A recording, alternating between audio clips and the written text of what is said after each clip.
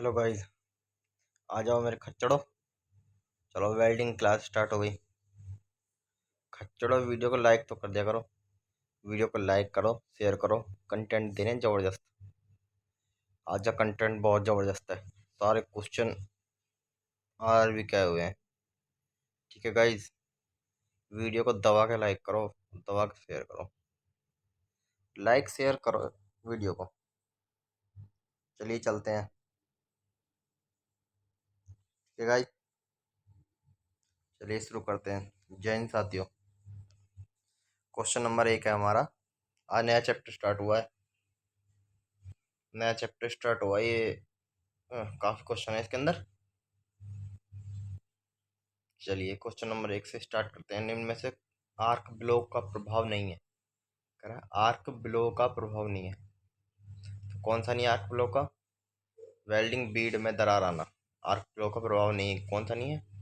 Welding Beed में दरार आना, अधिक स्पैटरिंग होना, फ्यूजन की कमी होना और बीड का पोरस होना। तो ये क्या है? आर्क ब्लो का प्रभाव है। और कौन सा नहीं है? वेल्डिंग में दरार आना आर्क ब्लो का प्रभाव नहीं है। ऑप्शन नंबर डी इसका राइट आंसर है।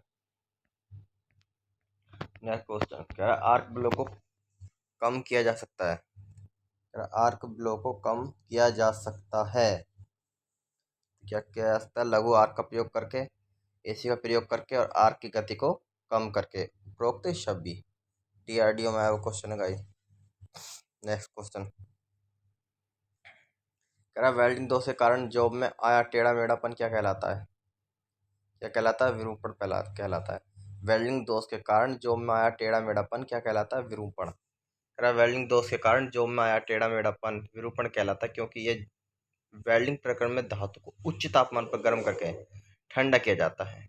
यदि धातु को उचित दर पर ठंडा नहीं किया जाए तो धातु को असमान खिंचाव या प्रतिबल के कारण टेढ़ी मेढ़ी हो जाती है। धातु का या कार्यखंड में आया यह टेढ़ा मेढ़ापन क्या कहलाता है? विरूपण कहलाता है। नेक्स्ट क्वेश्चन कह रहा है वेल्ड बीड के अंत में इलेक्ट्रोड लगभग 10 mm पीछे हटाकर इलेक्ट्रोड कोण को 70 से 90 पर क्रम से बढ़ाता है तो वेल्डिंग तरीकों को निम्न कारणों से अपनाते हैं। किसके कारण? ये क्या है? विकृतिपन। कह रहा है वेल्ड बीट के अंत इलेक्ट्रोड को 10 mm से पीछे हटाकर इलेक्ट्रोड कोण को 70 से 90 पर क्रम से बढ़ाता है तो ये वेल्डिंग तरीकों को निम्न कारणों को अपनाता है। विकृतिपन। ऑप्शन नंबर ए इसका राइट आंसर है। कह रहा है वेल्ड बीट के अंतर्गत इलेक्ट्रोड लगभग 10 mm से पीछे हटकर इलेक्ट्रोड कोण को 70 से 90 क्रम से बढ़ाता है तो क्या का? विकृतिपन। नेक्स्ट क्वेश्चन है टी वेल्ड जोड़ के उदासीन अक्ष के समीप वेल्डिंग करने से क्या प्रभाव को कम करने में सहायता मिलती है? करेक्ट। टी फ्लैट जोड़ के उदासीन अक्ष के समीप वेल्डिंग करने से निम्न के प्रभाव को कम करने की सहायता मिलती है। जोड़ पर सिकुड़न बल। क्या? जोड़ पर सिकुड़न बल। ALP CPD 2 पार्ट बी का क्वेश्चन है गाइस। वीडियो को लाइक और शेयर तो जबरदस्त किया करो। ठीक है। अरे एक एक क्वेश्चन चल रहा है वह कंटेंट। ये क्वेश्चन मिलेंगे नहीं आपको, ये पूरे यूट्यूब पे भी ढूंढने से नहीं मिलेंगे। कंटेंट बहुत ज़बरदस्त है। यूट्यूब पर आपको ढूंढने से भी ये क्वेश्चन नहीं मिलेंगे जो क्वेश्चन मैं करा रहा हूँ। एक एक क्वेश्चन गदर है। कह रहा है टी फ्लैट जोड़ के उदासीन अक्ष की समय वेल्डिंग करने से जोड़ पर सिकुड़न बल का प्रभाव को कम करने में सहायता मिलती है और इससे पिघली हुई धातु मोल्टन मेटल को शीघ्र जमने में आसानी होती है और विरूपण भी कम होता है। कह रहा है विकृतिपन नियंत्रित करने के लिए उपर्युक्त चित्र में प्रदर्शित आर्क वेल्डिंग विधि को पहचानिए। कौन सी है? पश्चपद वेल्डिंग। कौन सी है ये? पश्चपद वेल्डिंग। ऑप्शन नंबर ए इसका राइट आंसर है। कह रहा है पश्चपद वेल्डिंग में बैक स्टेप वेल्डिंग के अंतर्गत वेल्डिंग प्रगति की सामान्य दिशा बाईं से दाईं ओर होती है, परंतु इस विधि में वेल्ड की प्रत्येक बीड दाईं से बाईं ओर जमाकर की जाती है। इस विधि में प्रत्येक बीड के साथ प्लेट प्रत्येक वेल्ड के लॉगिंग प्रभाव के कारण कम मात्रा में फैलती है। क्या आर्क वेल्डिंग में विकृतिपन को एक संकुचन से दूसरे संकुचन में नियंत्रण करने के लिए किस विधि से रोका जा सकता है? कहते हैं उचित वेल्डिंग प्रक्रम से। किससे? उचित वेल्डिंग प्रक्रम से। नेक्स्ट क्वेश्चन, क्या निम्न में से विरूपण का एक कारण नहीं है? कौन सा नहीं है? उपयुक्त तरीके से वेल्डिंग न करना विरूपण का कारण है। क्या प्लेट के पूर्व तापमान करना, यही कारण नहीं है इसका। विरूपण का कौन सा कारण नहीं है? प्लेट का पूर्व तापमान करना, वेल्डिंग से पूर्व टेकिंग न करना, ये विरूपण कारण है। वेल्डिंग बीट के मध्य से प्रभाव न करना। तो गाइस बहुत ध्यान रखना, न लग रहा है सबके आगे, न करना, और इसमें वेल्ड के पूर्व तापमान करना लिखा है, तो ये विरूपण का कारण नहीं है। ऑप्शन नंबर 20 का राइट आंसर है। नेक्स्ट क्वेश्चन है, क्या निम्न में से किस विरूपण के कारण प्लेटों के किनारे एक दूसरे को खींचते हैं तथा ओवरलैप करते हैं? किसके? अनुप्रस्थ विवरण के कारण। किसके कारण? अनुप्रस्थ विवरण के कारण। क्या अनुप्रस्थ विवरण के कारण कार्यखंड या प्लेटों के किनारे एक दूसरे को खींचते हैं, जिससे कभी कभी सिरे ओवरलैप भी कर जाते हैं। यदि प्लेटों के वेल्ड किए हुए किनारों की ऊपर उठ जाते हैं यदि प्लेटों के वेल्ड किए हुए किनारे ऊपर की ओर उठ जाते हैं तो यह किस प्रकार के विरूपण को दर्शाता है? तो ये किस प्रकार के विरूपण को दर्शाता है? अनुदैर्ध्य विरूपण। यदि प्लेटों के वेल्ड किए हुए किनारे ऊपर की ओर उठ जाते हैं तो यह किस प्रकार के विरूपण को दर्शाता था? अनुदैर्ध्य विरूपण। कह रहा है अनुदैर्ध्य विरूपण के कारण वेल्ड की दिशा में खिंचाव उत्पन्न होता है, जिससे श्रिंकेज होती है। इससे कारण प्लेटों के सिरों को ऊपर की ओर मुड़ जाते हैं। RRB Chennai Bengaluru ALP. Guys video को लाइक शेयर करो, वेरी इंपॉर्टेंट क्वेश्चन चल रहे हैं इस टाइम। जो पढ़ेगा वही आगे बढ़ेगा, जो पढ़ेगा वही आगे बढ़ेगा, जो नहीं पढ़ेगा वो नहीं आगे बढ़ेगा, ध्यान रखें। और अभी भी कोई लापरवाही करता है इस टाइम, भाई वैकेंसी आने वाली है और अभी भी कोई लापरवाही कर रहा है। वैकेंसी के आने के बाद तैयारी नहीं होती।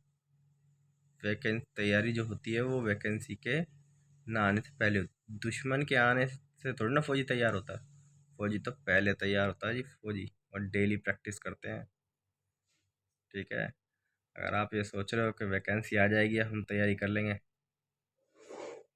तो भूल जाओ, मौज लो फिर। निम्न चित्र में किस प्रकार के विरूपण को दर्शाया गया है? किस प्रकार के? कोणीय विरूपण के किस प्रकार को दर्शाया गया है? कोण बन रहा है, कोणीय विरूपण इसको कहेंगे। आरआरबी गोरखपुर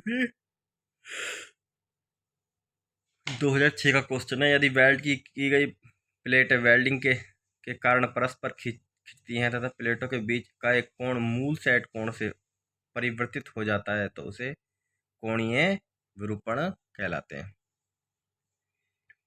निम्न में से किस विरूपण को प्रभावित करने वाला कारक है? इनमें से विरूपण को प्रभावित करने वाला कारक क्या है? वेल्डिंग प्रक्रिया है, वेल्डिंग अनुक्रम है, असेंबली प्रक्रिया, उपरोक्त सभी। ऑप्शन नंबर डी इसका राइट आंसर है। आरआरबी भुवनेश्वर एएलपी 2009 का क्वेश्चन है। गाइस एक एक क्वेश्चन जबरदस्त है,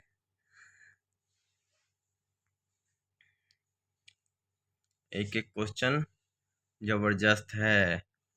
पास हो या फेल ये तो अलग बात है, पर हम कोशिश भी ना करें ये तो गलत बात है। ठीक है गाइस, भाई पास हो या फेल ये तो अलग बात है, पर अगर तुम कोशिश भी नहीं कर रहे हो तो गलत बात है। भाई कोशिश तो करो, मेहनत तो करो। जो मेहनत करेगा, संघर्ष करेगा, पसीना बहाएगा, वही सफलता की ओर चला जाएगा।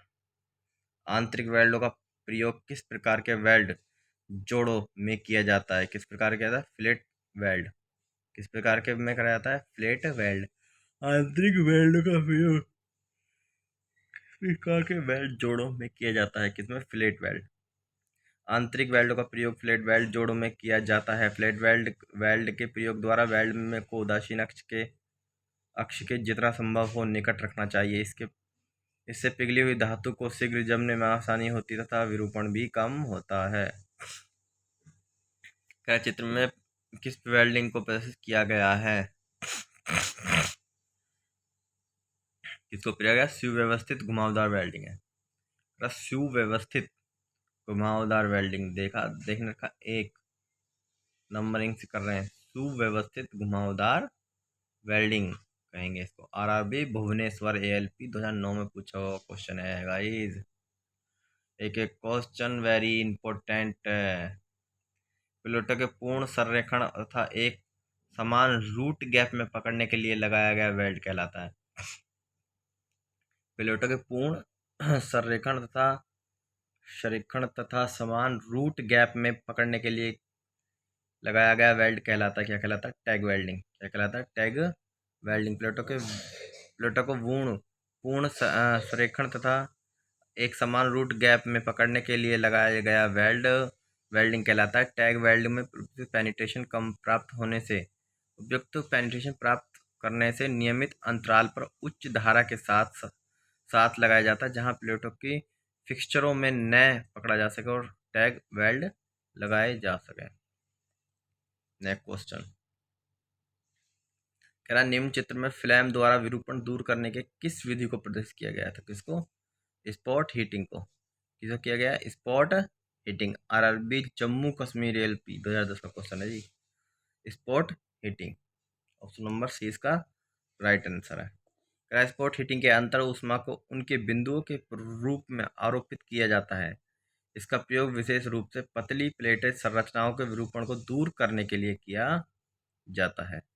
वेल्डिंग के दोष निम्नलिखित हैं। तो वेल्डिंग के दोष कौन से? बाहरी या ऊपरी और अंदरूनी अंतरूनी या अंदरूनी दोष। ए और बी दोनों राइट आंसर है। एएलपी सीवीटी पार्ट बी का क्वेश्चन है, 2018 में पूछा हुआ। गाइस ये क्वेश्चन वेरी इंपॉर्टेंट है।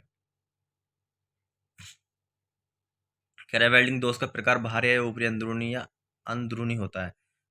बाहरी दोष वेल्ड के दोष जिन्हें वेल्ड बीड के शीर्ष पर या जोड़ की रूट साइड या मूल धातु की सतह पर नंगी आंखों या लेंस द्वारा देखा जा सकता। तो बाहरी दोष निम्नलिखित है। अंडरकट और दरारें। आंतरिक वह दोष जो आंतरिक बीड के अंदर या मूल धातु की सतह के अंदर छिपे होते हैं, जिन्हें नंगी आंखों द्वारा नहीं देखा जा सकता, आंतरिक दोष है। ब्लोहोल, दरारें, फ्यूजन की कमी।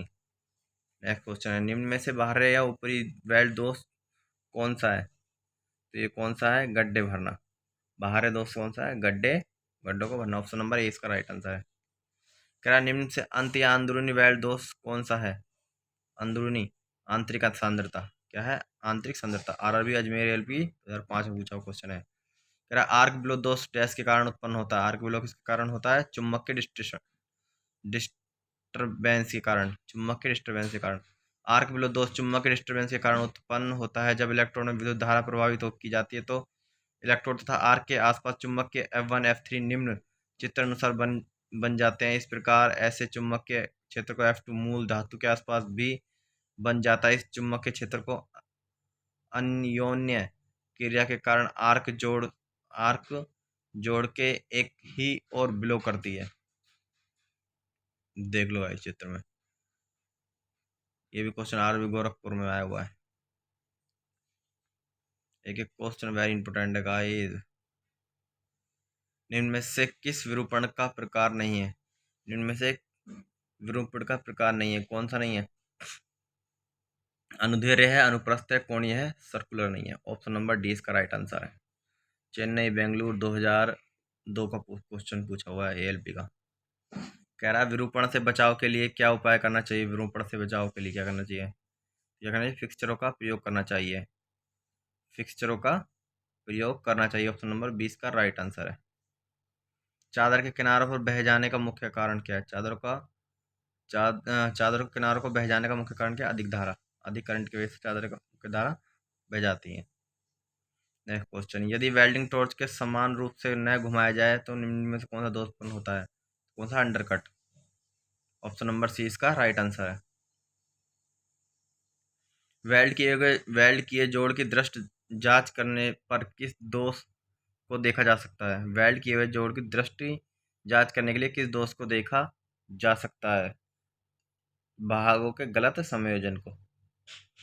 फ्यूजन की कमी नहीं, टी फ्लैट बेल्ट के जोड़ दोष नहीं, इंटरनेट सिलेक्स फ्यूजन नहीं। क्या भागों के गलत संयोजन, यानी गलत तरीके से जोड़ तो नहीं दिया। ऑप्शन नंबर 20 का राइट आंसर।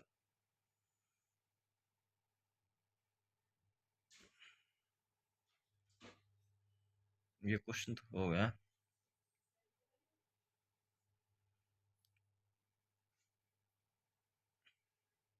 ये भी हो गया। दोबारा आ गया गाइस। क्या निम्न में अंत अंदरूनी बेल्ट का दोष कौन सा है? ये तो आंतरिक सुंदरता है। आर्क ब्लो ब्लो दोष के कारण उत्पन्न होता है चुंबकीय डिस्टर्बेशन। ये क्वेश्चन दोबारा आ गया गाइस, दोबारा। आवश्यकता से मोटी फिल्म का प्रयोग करने पर निम्न में से कौन सा दोष उत्पन्न होता है? तो कौन सा दोष उत्पन्न होता है? धातु का कम पिघलना। आवश्यकता से छोटी फिल्म का प्रयोग करने पर निम्न में से कौन सी दोष उत्पन्न होता है? धातु का पिघलना। Option number B right answer है। क्या निम्न चित्र एक्स में किस दोष को दर्शाया गया है? एक्स में किसे दर्शाया गया है? ओवरलैप को। किसको? ओवरलैप। ऑप्शन नंबर डी इसका राइट आंसर है। क्या निम्न में से चित्र में कौन सा दोष धातु के कारण होता है? कौन सा धातु के कारण होता है? Blow hole. कौन सा होता है? धातु के कारण ब्लो होल हो जाता है। क्या ब्लो होल दोष उच्च धातु के कारण होता है? ब्लो होल के मुख्य कारण निम्नलिखित हैं। जॉब की सतह का या इलेक्ट्रोड फ्लक्स या अशुद्धियाँ उपस्थित होना, जॉब या इलेक्ट्रोड पदार्थों पर उच्च गंधक की उपस्थिति होना, जोड़े जाने वाली सतहों के मध्य आर्द्रता होना, वेल्ड धातु की शीघ्रता से जमना, किनारों की अनुचित सफाई। Next question. क्या आर्क वेल्डिंग में अत्यधिक स्पैटर के लिए निम्नलिखित में से कौन सा कारण है? अत्यधिक स्पैटर के लिए नियमित इलेक्ट्रोड का प्रयोग करना। नमीयुक्त नमीयुक्त नियमित नहीं, नमीयुक्त इलेक्ट्रोड का प्रयोग करना है। आर्क वेल्डिंग में अत्यधिक स्पैटर किसके कारण होता है? अगर इलेक्ट्रोड में नमी होगी, नमी वाले इलेक्ट्रोड का प्रयोग करेंगे तो क्या होगा? स्पैटर के लिए अधिक निम्नलिखित कारण बन जाएंगे। स्पैटर यानी कि वो छोटे छोटे दाने जो हो जाते हैं वेल्डिंग करते समय साइड में उसके छिटकते हैं जो। Arc welding RRB Bengaluru question, ये भी क्वेश्चन गाइस। आर्क बिलो में अत्यधिक स्पैटर का मुख्य नमी युक्त इलेक्ट्रोड का प्रयोग करने से होता है। दोष। कह रहा है वेल्डिंग सतह के ठीक प्रकार से साफ न होना, बिल्कुल। लंबी आर्क का प्रयोग करना, बिल्कुल। अधिक वोल्टेज अधिक धारा का प्रयोग करना, असमान फ्लक्स लेपित इलेक्ट्रोड का प्रयोग करना, गलत पोलरिटी का प्रयोग करना। आर्क से छिलके हुए धातु के छोटे छोटे कण निम्न में से किसको प्रदर्शित करते हैं? तो ये किसको करते हैं? छोटे छोटे कण अभी बताया था, स्पैटर। क्या होते हैं? स्पैटर होते हैं। यदि स्पैटर को रोका जाना संभव ना ही नहीं हो तो वेल्ड बीट सतह पर डैश लगना चाहिए, तेल लगना चाहिए। यदि स्पैटर को रोका जाना संभव नहीं हो तो वेल्ड बीट सतह पर क्या होना चाहिए? तेल लगा देना चाहिए। क्या निम्न चित्र में किस दोष को प्रदर्शित किया गया है? तो ये क्या है? अभी पीछे तो आया था, स्पैटर है। वेल्डिंग करते समय मैंने बताया था साइड में छोटे छोटे छिटक जाते हैं।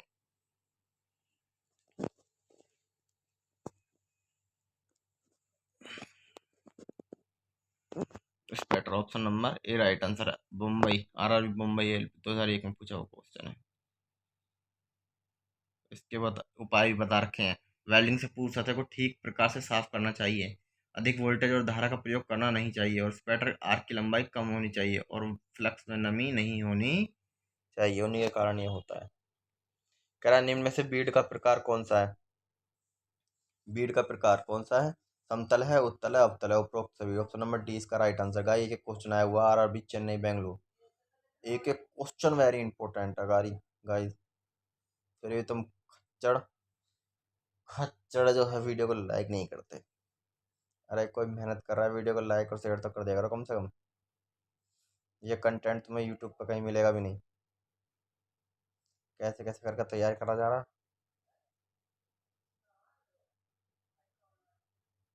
बहुत हेल्प मिलेगी इन क्वेश्चनों से तो।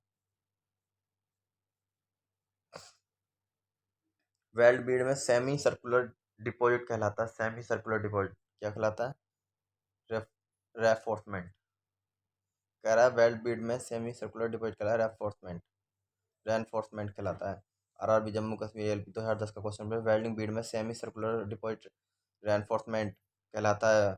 वेल्डिंग दृष्टिकोण पारंपरिक मानने से अधिक लाभ प्रदान करता है यह तथा वेल्ड कठोर कनेक्शन प्रदान करता है।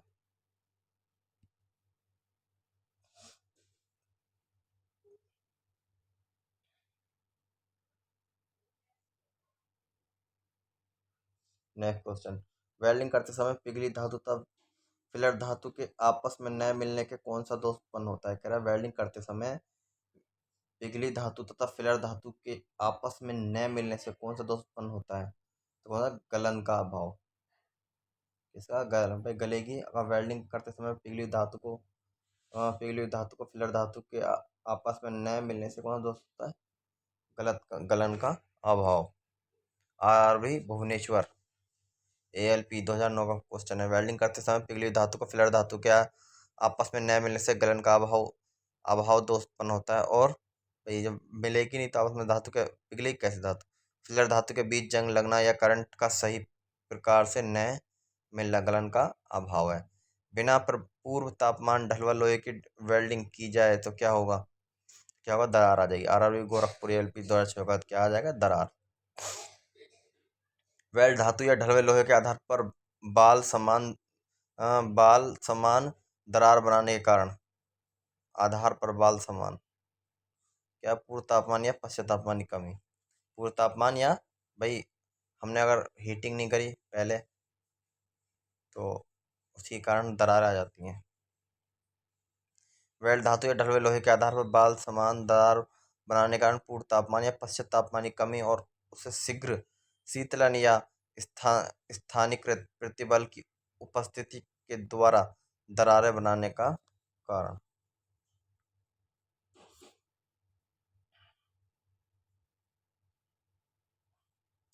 निम्नलिखित चित्र में किस प्रकार के वेल्डिंग दोष दर्शाया गया है। कौन सा है, तो ब्लो होल है। कौन सा, अच्छा नीचे वाला नहीं पूछ रहा। एवं चित्र में किस प्रकार का दर्श, ये ऊपर वाला, तो ये क्या है, इसको बोलते हैं सांद्रता, आंतरिक सांद्रता, सतही सांद्रता।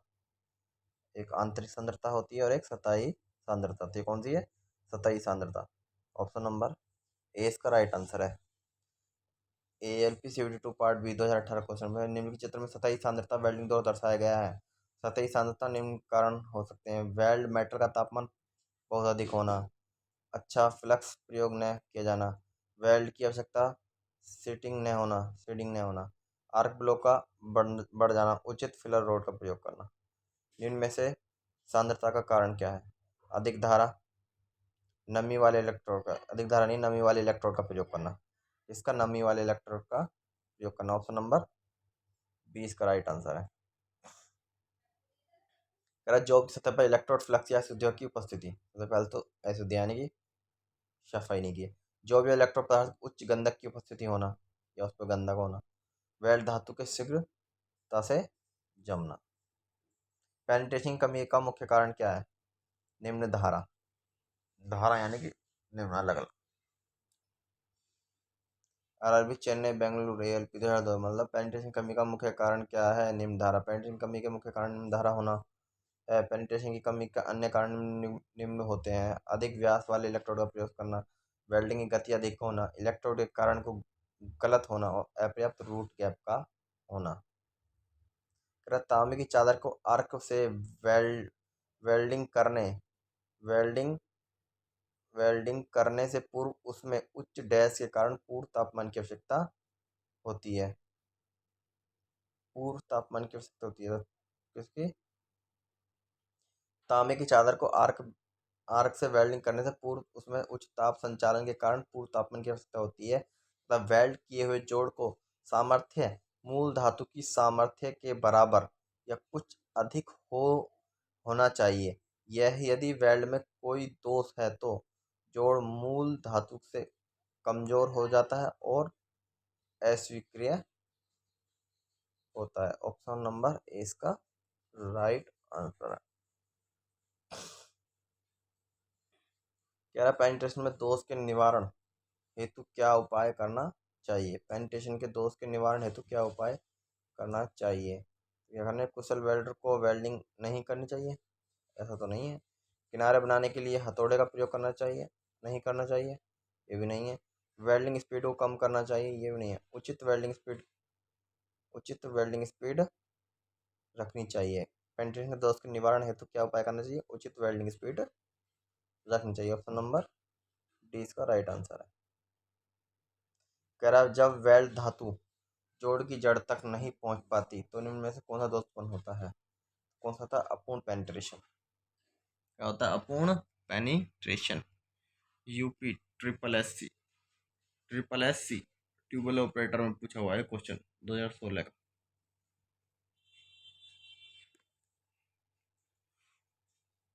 कह कठोर है भंगुर जोड़ दोष से बचने के लिए निम्न में से किस उपाय का प्रयोग किया जाता है। तो किससे किया जाता है, जॉब की तीव्रता को ठंडा होने से बचाना, जॉब को पूर्व तापमान करना, निम्न हाइड्रोजन वेल्डिंग इलेक्ट्रोड का प्रयोग करना, उपरोक्त सभी। ऑप्शन नंबर डी इसका राइट आंसर है। आरआरबी अहमदाबाद एएलपी 2014 में पूछा हुआ क्वेश्चन है। गड्ढे दोष से बचाव करने के लिए इनमें से कौन सा उपाय करना चाहिए। बीड के अंत में पूरी फिलर धातु भरनी चाहिए, बिल्कुल सही बात है। बीड के अंत में इलेक्ट्रोड को धीरे धीरे हटाना चाहिए, बिल्कुल सही बात है। फिलर में वेल्डर के कुशल न होने पर गड्ढे फिलिंग युक्त का प्रयोग करना चाहिए। कह रहा है वेल्डर कुशल न होने के कारण गड्ढे फिलिंग युक्त का प्रयोग करना चाहिए, बिल्कुल सही है। ऑप्शन नंबर डी इसका राइट आंसर है।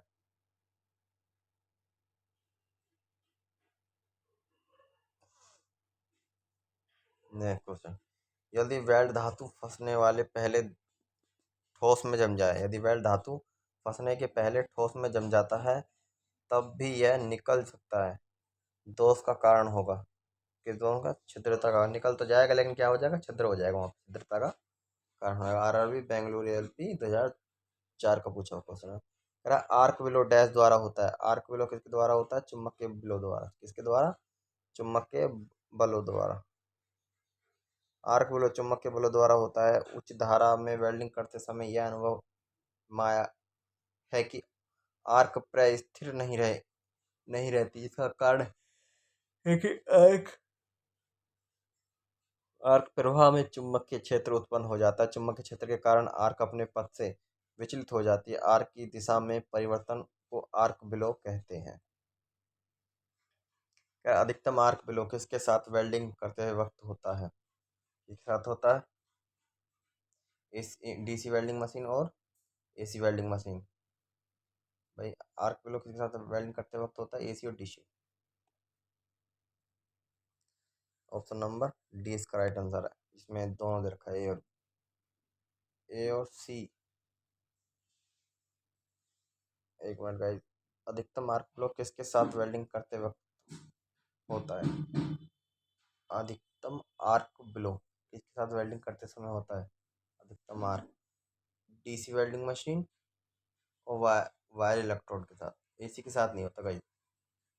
डीसी वेल्डिंग मशीन और वायर इलेक्ट्रोड के साथ अधिकतम arc block DC welding machine और वायर इलेक्ट्रोड के साथ वेल्डिंग करते वक्त होता है। तो इसका मतलब ऑप्शन नंबर डी इसका ए और सी होगा। कह रहा वेल्डिंग में दुष्प्रभाव जिन्हें देखा जा सकता है, दुष्प्रभाव जिन्हें देखा जा सकता है, अंडर कटिंग, सांद्रता, ये भी देखा जाता है, स्पेटर्स, ये भी देखे जाते हैं। तीनों तीनों को देखा जाता है। ऑप्शन नंबर डी इसका राइट आंसर है।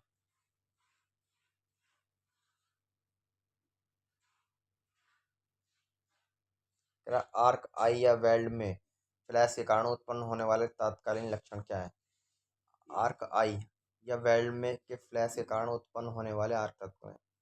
सूखे आई बॉल नहीं, चरम आंख दर्द होती है और सिर दर्द और जी मिचलाना। ऑप्शन नंबर बी इसका राइट आंसर है।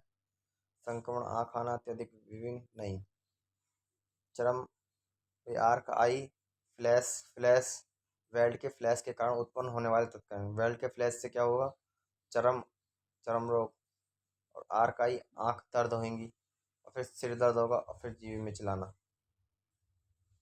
तो गाइस इसका क्वेश्चन नंबर इसका क्या है, बी आंसर है। आज के लिए यहीं तक, 50 क्वेश्चन हो गए आज।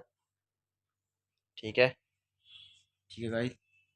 और ठीक है मेरे खच्चड़ो, वीडियो को लाइक कर दो मेरे खच्चड़ो, और वीडियो को ज़्यादा से ज़्यादा शेयर करा करो। ये कंटेंट नहीं मिलेगा आपको कहीं भी यूट्यूब पर।